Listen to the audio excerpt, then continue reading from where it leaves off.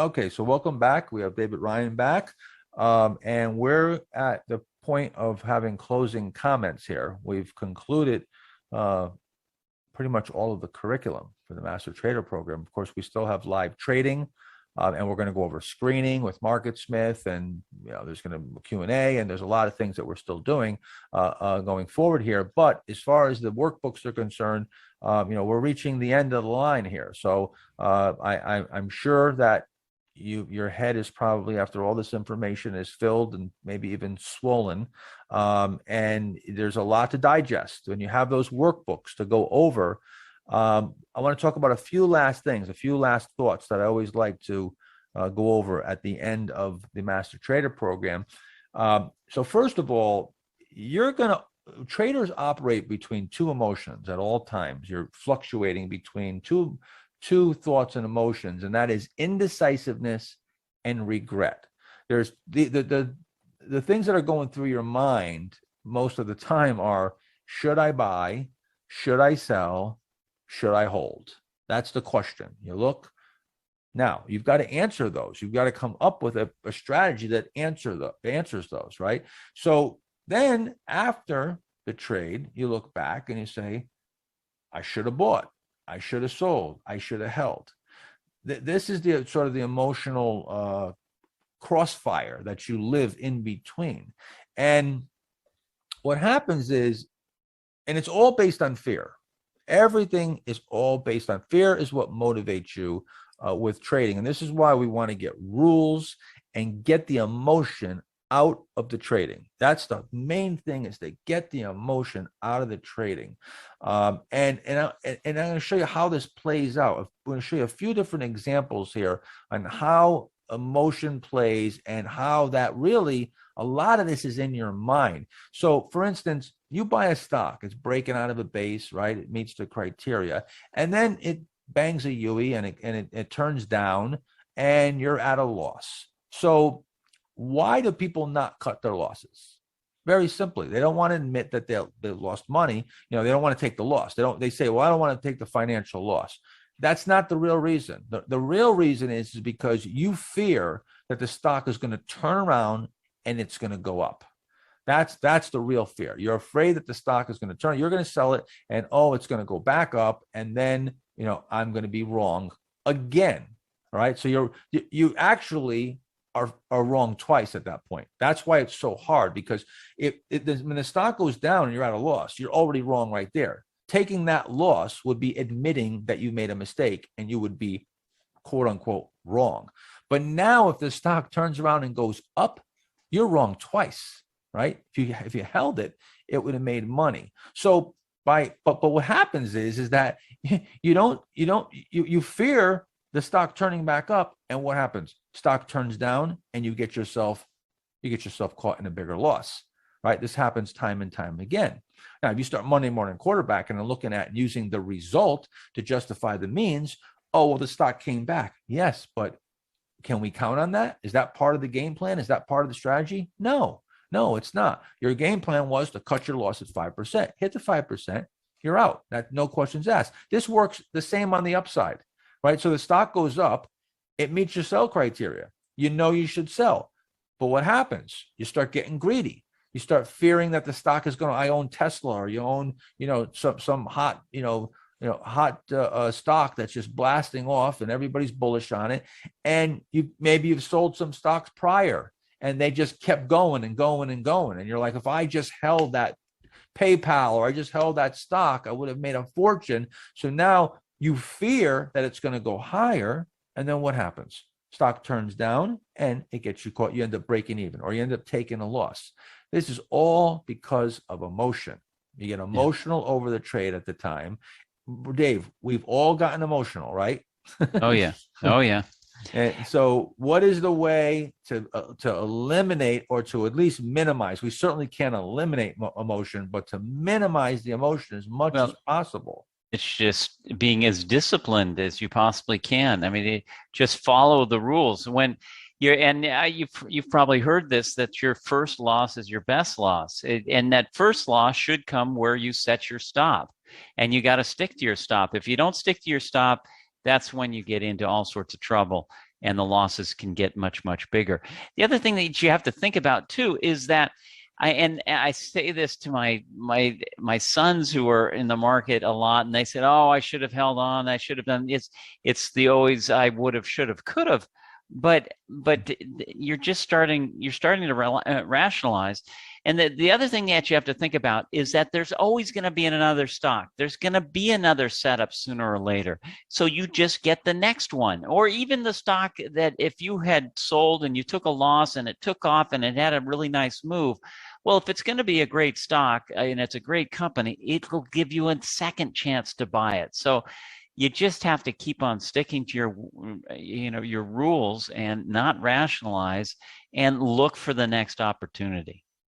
Yeah, and you remember I talked about, going across the street. One person closes their eyes and make it to the other side. It's about, can you do this consistently? If you look back and say, well, if I held that or I did this and you Monday morning quarterback, that's not a strategy. Okay. That can you do it over and over? Is it something that can be repeatable? And that's why you do the post analysis, you find out what's going wrong, you develop these rules, and then the main thing is that you have to apply them so you're getting some consistency. Consistency is the key. Anybody can get lucky. I mean, I can hit a 3-point shot, with a basketball, but can I do it? How many times can I do it? What percentage? Can I do it under pressure? Can I do it in the middle of a championship game? That's the difference. That's the difference between a pro and an amateur. Is a professional does it over and over with consistency and does it at the right time. So let me show you another thing here, another example. So trading is not about being right or wrong. I think I've said this a number of times already. It's about making more than you lose on a trade. But I want to show you how much these emotions play in, and everybody can relate to this, okay? And maybe not with these numbers. We can, certainly change the numbers, but you bought a stock, all right? This is just a scenario. You bought a stock, and soon after you bought it, it sold off. It immediately stopped you out, and you cut your loss, and you lost $5,000. Maybe $1,000 is a big loss to you, whatever the number is. All right. Let's call it a pretty good loss, though, that you would not be happy about. So the very next day, the stock takes off, jumps up, gaps up. And if you had just held it and not cut the loss, you would have made $25,000 on that day alone. Right. So let me ask you a question. How do you feel about that? How would you feel? Not that good, right? You'd be looking and going, oh man, that is the kind of thing that could get you to say, maybe I should have held, maybe I shouldn't have cut my loss, right? That happened enough times, you might be thinking twice about cutting your loss. So now let's take the exact same scenario. So the next day, the stock gaps down. It just takes off right in the morning, gaps down, and you had taken your 5% loss. But now, if you didn't take your 5% loss, you would have lost $25,000 right on the open, on the gap down. Now, how do you feel? Now, suddenly you feel great, right? Now the loss is a great loss. See, nothing's changed. You still have the $5,000 loss. But that's Monday morning quarterbacking. That's letting the result justify the means. If you look at that and let that emotion of how you feel afterwards start to leak into your trading, you will start to trade emotionally, and you'll start to chase your tail, because now you're not basing anything on probabilities, that what happens over time and what happens and distributes over a distribution curve. Now you're just starting to make decisions and get emotional over what happened in maybe the last trade or two. And that's what you have to guard against. So here's another thing I try to illuminate these and make these examples and use metaphors. So you have to convince yourself. You got to sell yourself. See, I can only bring you so far. As they say in sales, Zig Ziglar said the best sale you can make is the first sale is the sell to yourself, is to sell yourself on the product. You can't sell a product really great if you don't believe in it. You won't be a very convincing salesperson. You're not going to be a very good trader unless you convince yourself that this is the way to do it. And that's what, and Dave, I really want to ask you because again, you've been a pretty much a purist for, you started off with the O'Neill strategy. You worked for Bill O'Neill, you were side by side with Bill O'Neill. Something convinced you that this was the correct way to do it, and you never turned back. I did the same thing. I got convinced. And once I got convinced, I convinced myself and sold myself on that this is the right way. And by doing that, the reason why that is empowering is because once you do that, now I took personal responsibility. When it wasn't working, I said, all right, I already know this method works. David Ryan's doing great. This one's doing great. Bill O'Neill made a fortune with this. The stocks are, I see all the stocks. I've watched it. I've seen all the leaders, the historical precedent analysis. Now it must be me. I just don't have the skill yet. I'm not doing it right. What am I doing wrong? Now I go to post analysis and I'm looking because I'm taking that personal responsibility. Dave, I don't think you can take that personal responsibility if you don't buy into your strategy, because then you just start blaming the strategy. This doesn't work, right? Right. Well, I mean, the way the way you can really buy into the strategy, you stay in there, you hang in there long enough, and once you start getting stocks that just take off and have huge moves, you're going to be convinced this is one great strategy. And that's what you have to, if you're just getting into this is what you have to believe, that these big returns can be found in these stocks. You study enough big winners and you're going to see that this is the way to go. Yeah. And that, I didn't experience those like right away. Like I saw the stocks taking off, but I wasn't in them for very big moves. I was selling them too early, but I did see, holy cow, the power of this and how fast they move and how, how the timing of it. So again, now here's what I'm going to here's a question that I'm going to ask you, or you should ask yourself. And again, this is where a lot of people, they don't cut losses because their perspective isn't right. So you buy a stock, right? Let's just say it's breaking out at $100. So now the stock comes in and it rolls over and you don't sell it, right? You let the stock come down, whatever the number is, 5%, 10%, 20%, and you're holding it, stubbornly holding it. What is the difference if you sell that stock, all right? In this case, we have it going from 100 to 80. So we'll call it 20%. So the stock comes off. What is the difference is if you sold that stock and bought a new stock that was maybe freshly coming out of a base, looked better, and that stock went up 20 points and you got your money back the same way that you have got your money back if you hold a stock that's down and it comes back 20 points. What's the difference? I mean, does your brokerage account, care either way? Is the number going to look any different? No, right? The only difference is your ego. The difference is that you hold the stock in hopes it will come back simply because you just don't want to admit a mistake. It has nothing to do with the mathematics behind it. As a matter of fact, the fact that the stock failed and is looking so technically horrible, the chances are and the probabilities are probably pretty good that it's got a problem. It's in trouble. So you actually have a higher probability if you go into something that looks better and great, and it may be a fresh new breakout, or maybe you go into cash for a little while until you find that next breakout. But the only difference, there is no difference. There is no difference except your perception of it. That's the only difference. All right, let's leave you off with a few game plan, a few tips here. So one, first of all, always go in with a plan and develop a feedback loop. All right. You go in, you formulate a plan. A bad plan is better than no plan. I'd rather have you have a crappy plan than have no plan at all, because no plan at all, you don't even have a reference point. All right. You're not getting anywhere without a plan. So formulate some type of plan, go in with it, write it down, where you're selling, why you're buying. Write your plan down, execute the plan. When the stock hits the price, whatever you determine, that's the buy point, that's the sell point, execute it flawlessly. Don't vacillate. Execute it immediately upon your plan, your buy points and your sell points getting breached. Avoid the audible. All right. Don't go and circumvent the plan. You go into the day with a plan, stick to the plan. Don't see something on TV and go, well, I was going to, buy these stocks, but Kramer just mentioned this and whatever. And now you start doing crazy things and buying stocks for no other reason, just because there's emotion involved or you heard a tip. Stick with the plan, stick with the rules, give it a chance.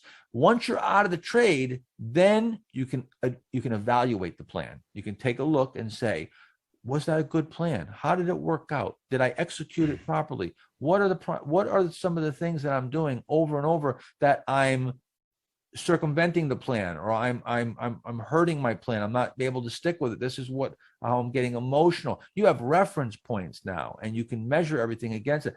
Now you formulate a new plan. You take what you've learned with that and you formulate a new plan, and the whole thing starts all over again. Write it down, execute, avoid the audible. When you're out of the trade, evaluate that now and keep honing it down. It's like taking a piece of clay. You start off with a piece of clay, you mold it. You get good enough, you mold it long enough, and you get good at doing that, you build a beautiful piece of pottery or a statue, right? Same thing. It's going to take time for you to mold yourself and get to where you get all this down and you got a good plan, you know how to execute it, and you even know how to troubleshoot it and look afterwards and find where the problems are, find what you're doing right, what you're doing wrong. Conduct periodic post-analysis. Keep a journal. Keep very accurate records of all your trades. Like I said before, know the truth about your trading. You have to know the truth about your trading. There's just no way. I mean, you may, over time, you may get intuitive about this, but in the beginning, how do you know where to cut your loss if you don't even know what you're gaining? If you don't know how often you're right and what your average gain is, how could you possibly know where you should be cutting your loss? If you don't know the math. So, and maintain, this is the main key, maintain the integrity of your bell curve. Constantly think as a bell curve. Whenever you make a trade, you know that the left side of that bell curve, there's a cutoff that you don't want to go. And with a camera on me, this is probably your left, but the left side of the bell curve is what I call the wall. You don't want to go past that certain, so let's just call that the 8% mark. We don't want to see those outliers. We don't want to see the outliers. And you're going to have some. There's going to be some outliers that you can't help. But you certainly don't want to go and voluntarily put outliers out there, right? So you want to maintain the integrity of that curve. And on the other side, you want to try to extend the right side and get as much as you can, standard deviations to the right. You want to be 2-3 standard deviations to the right if you can, and have this skewed curve where you're cutting off the left and you're letting the right, cutting your losses, letting your gainers win, right? So constantly think in those terms. Contingency plan for everything. Initial stop loss, selling at a profit. You should have a plan for selling into strength, and you should have a plan for selling into weakness. A reentry plan. This is where I went wrong on a lot of stocks. And even to this day, there's a lot of stocks I go in, I'm early, and they reset. I get my eye off of them. And next thing you know, boom, I look a few weeks later, a month later, stock's up 20, 30%. I was in that stock. 12 days later, it's reset. It was even better technically, broke out. Where was I?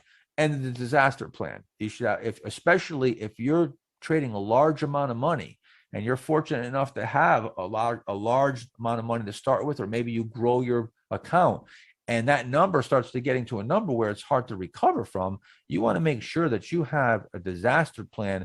If something goes wrong, as I've said before, I keep a mirror account.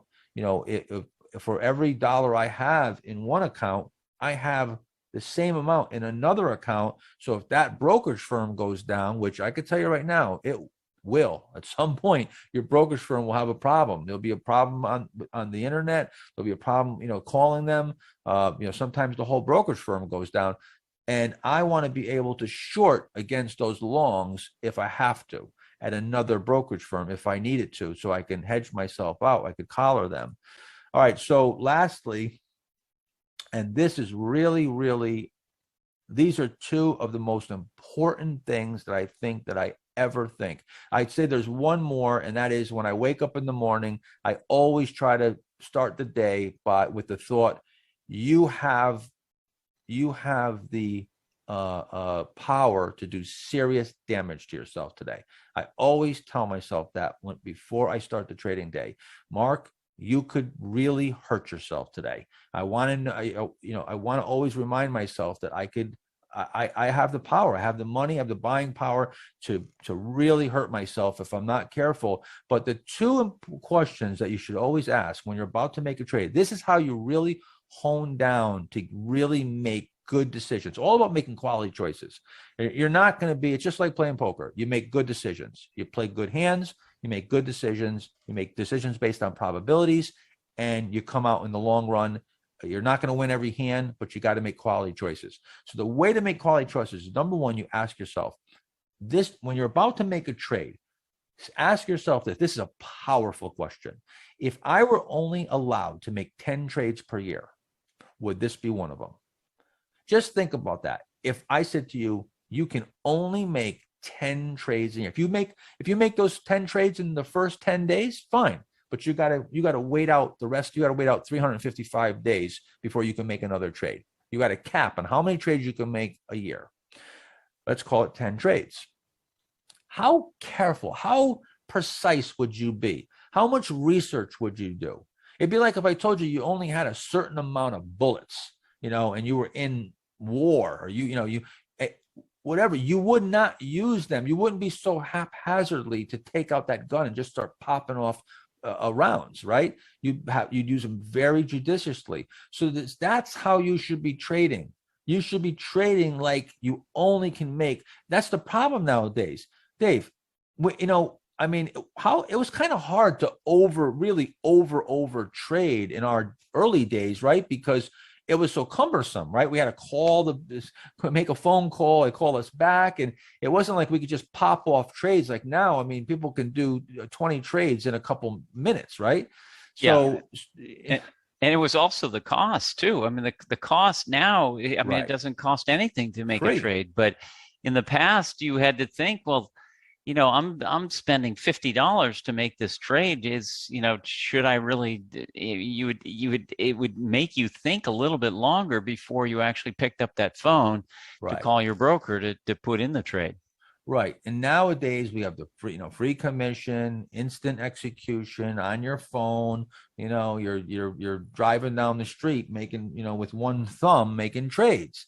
Like I said before, everybody is armed with a machine gun in their hands.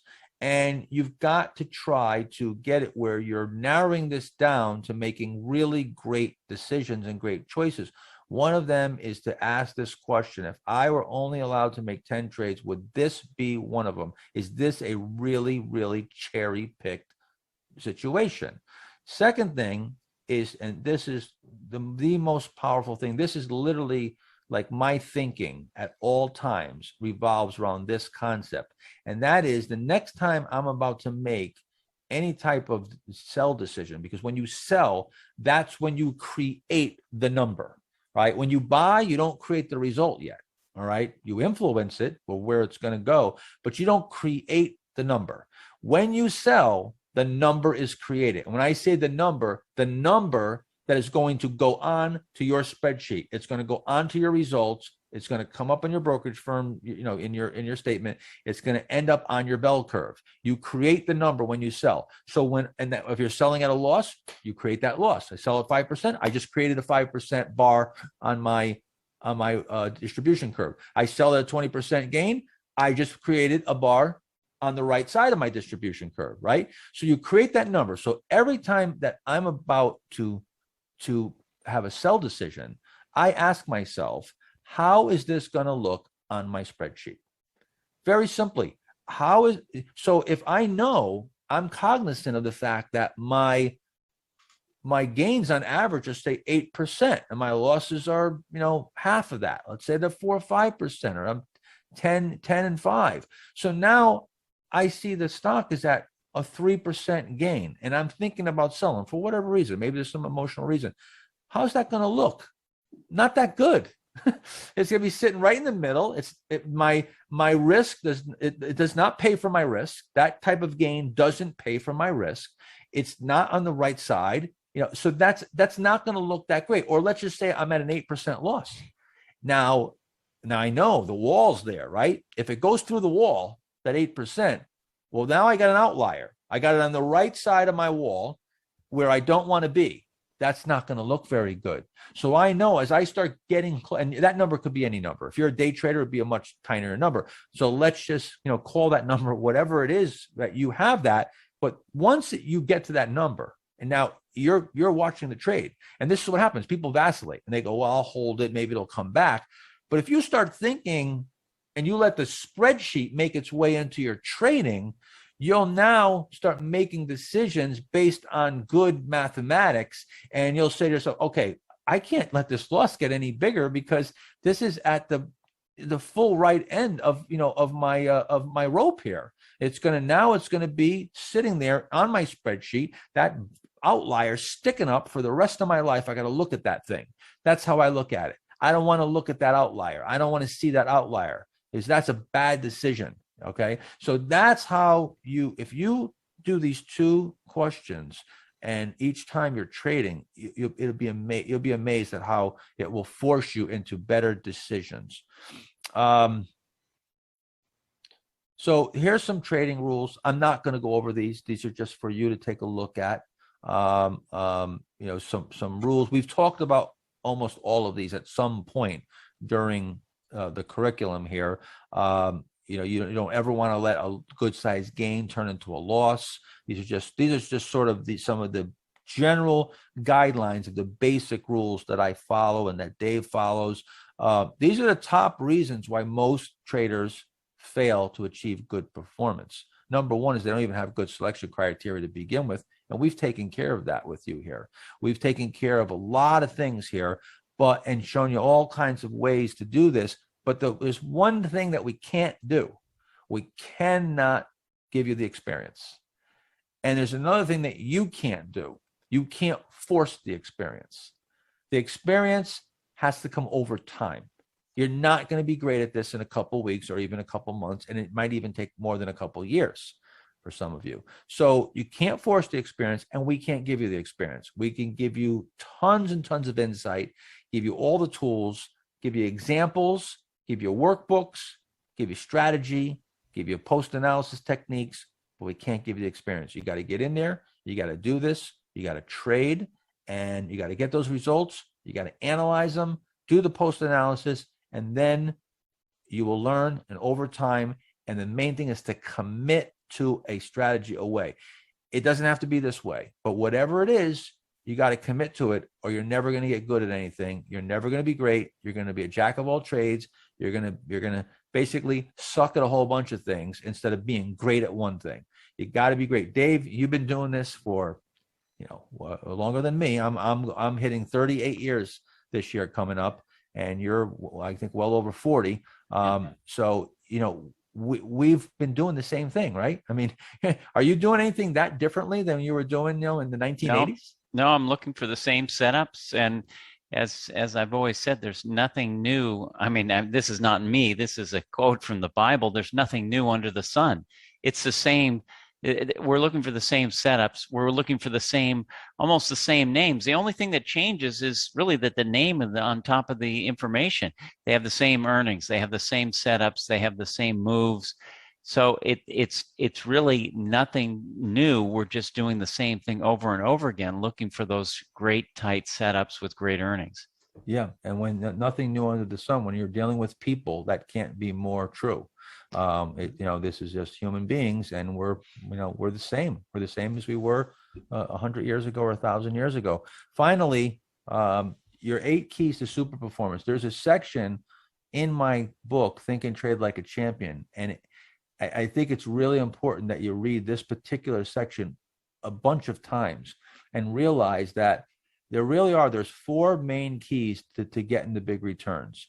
One is that your timing's you got to get your timing down, because you could even buy the right stock at the wrong time and sit with it for an extended period of time, and it'll eat up your time capital, and you won't get the return simply because you're ruining time. You're not compounding effectively.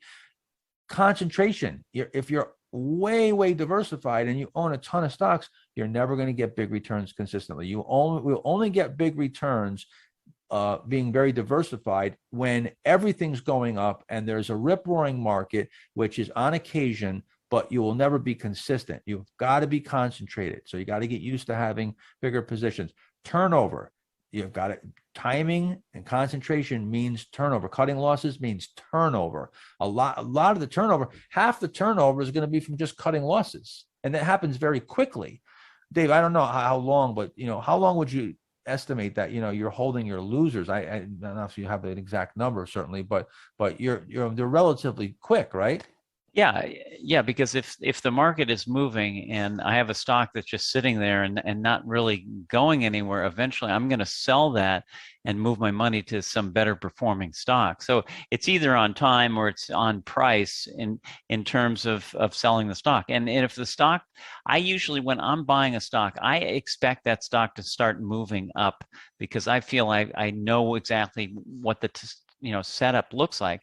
And if it's not making money quickly, then I start getting, maybe I get a little too impatient. But it's time or price that gets me to sell. Yeah, and you'll find the better managers, even some of the better mutual fund managers, they usually have the higher turnover. I mean, you do have value managers, and there are long-term investors. I'm not going to take anything away from that, but when you start getting into the real big returns, the consistent returns, there's a lot of turnover. And then managing the risk-reward relationship, you have to always manage that risk versus the reward, and ask the question: is the reward paying for the risk? That's the main question. Now, drawdowns, selling into strength. If you're constantly selling into strength, this is something that people don't realize, is that when you sell into strength, you're selling at the equity high. It may not be the high of the stock. The stock could go even higher, but your account balance is at the highest point. So there is no drawdown at that point.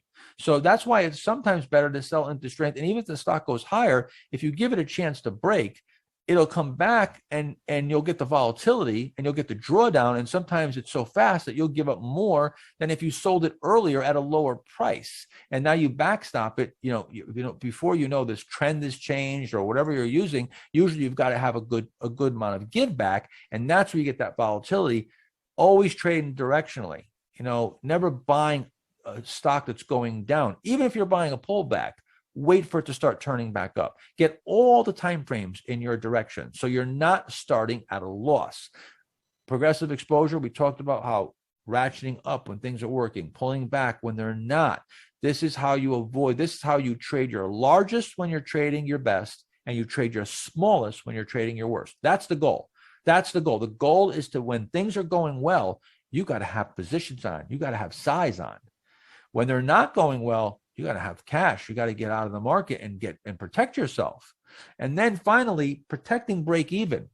All right. Constantly, when you get in a position, once the stock goes up, it gives you options. Your options open up.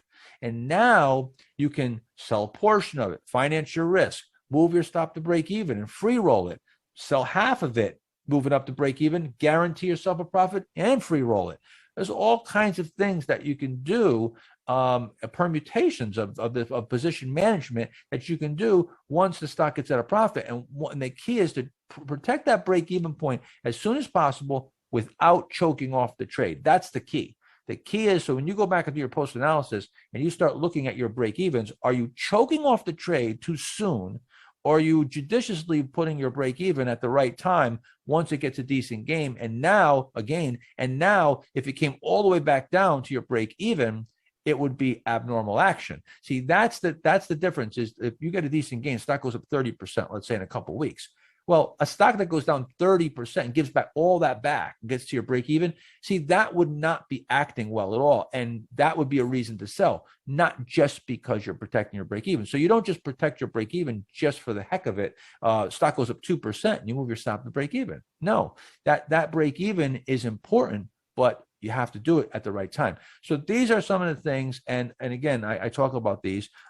Just want to tell you, congratulations. You made it through drinking from the fire hose and getting all this information. And now it's time for you to get to work and to implement it all and do the work and do the analysis, and you'll get there. Dave, any final comments? We're wrapping this up here. Yeah, I would just say work hard, study the winners, study your mistakes, and just stay at it sooner or later. And it might take some time, and that's why I say start slowly, but you should be able to get this. It's it's very logical. Buy what you know and make sure they've got all the characteristics, and stick to your rules. Yeah. So we're gonna be doing live trading tomorrow morning. So get ready. We're gonna try to implement this and see what the day brings us in the real market. So there's still a lot to go, but the curriculum now, we're closing down the Master Trader Program workshop workbook portion, and moving on now to live trading tomorrow. I want to thank everybody for attending and making this commitment. It's a pretty big commitment and a lot of time to put into this. So you're already at a very elite level. Very few people will do this and go through all this and study like this, spend the time, the money, and the effort. So congratulations. All right, Dave, thanks a lot. Really appreciate it. Thank you. It was great. Thank you also to all our other instructors and guest speakers and everybody. We'll see you tomorrow. All right.